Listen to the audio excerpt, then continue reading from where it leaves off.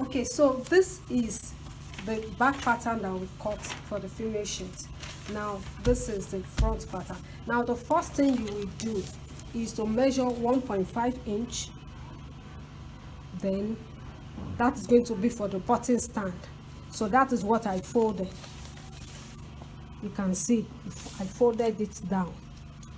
So this is 1.5 inch. So I folded it down. So that is that. So you will now position your back pattern on the folded button stand.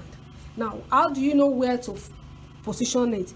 Just measure 1 inch from the edge inward.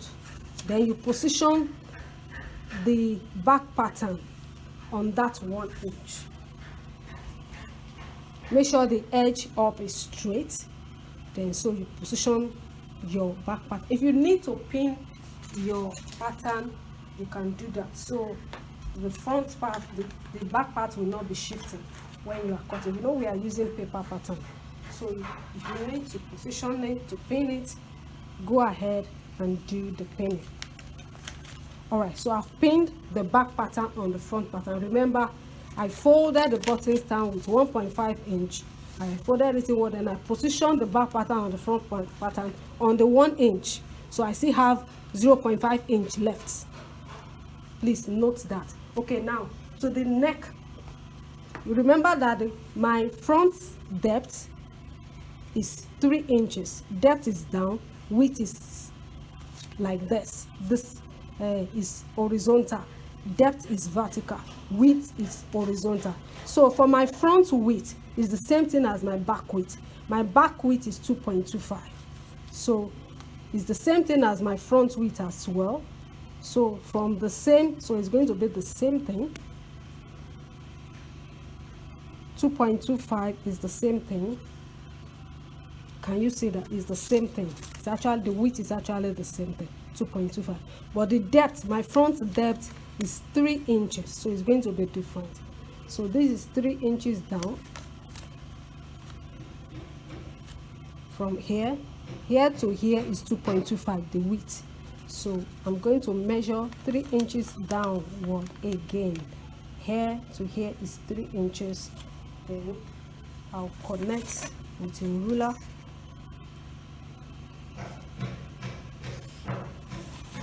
Connect with a ruler. Then I can make my curve. Feel free to use your curves to do the curve. Okay, so I've done the neckline for the front pattern now. So I'm still going to position the back pattern back on it. So the next thing I'm going to do now is my bust dart. You know, this one is having a center dart and a bust dart. Now this is how I measure where my bust dart is going to be. Come to the edge of the armhole here. Then measure 3.5 inch down. It's standard. 3.5 inch.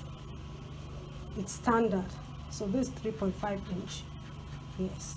From here, the edge of the armhole down is 3.5 inch. Can also use 4 inches if it's a wider or is a bigger sized shirt.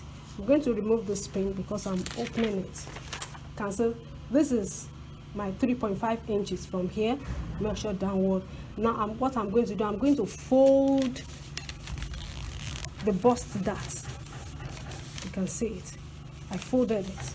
So you can pin your folding. Just fold it and you pin it.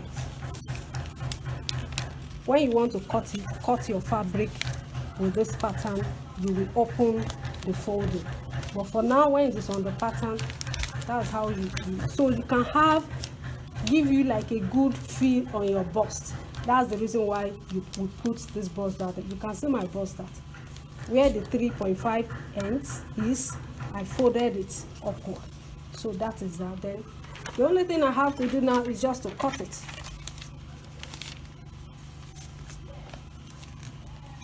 So I'm just going to cut. I'm going to pin back. And that curve has created a little adjustment on, and you know, this is paper patterns. It's not cloth. If it is cloth, it will be more flexible. So but this is paper, so paper is not as flexible as cloth. If it is cloth, there will be no need to adjust it. You have just blended. But because this is paper, we need to adjust it. We need to. Alright, that is it. So the only thing I have to do now is to cut. So I'm going to cut this starting from my neckline. Note how I cut the neck. I'm going to start from the button stand.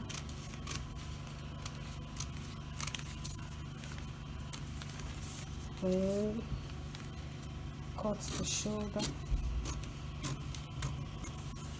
And I'll cut the hemming.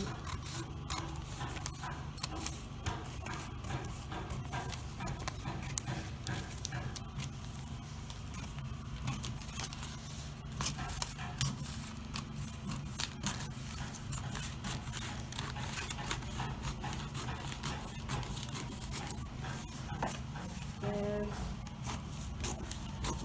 this is just going to be up.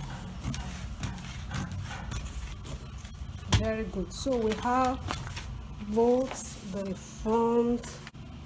Okay, so this is your back pattern and your front pattern. Now I'm going to cut off the neckline now.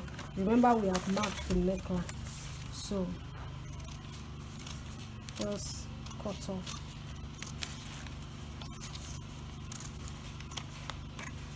Very good. So make sure you notch the edges.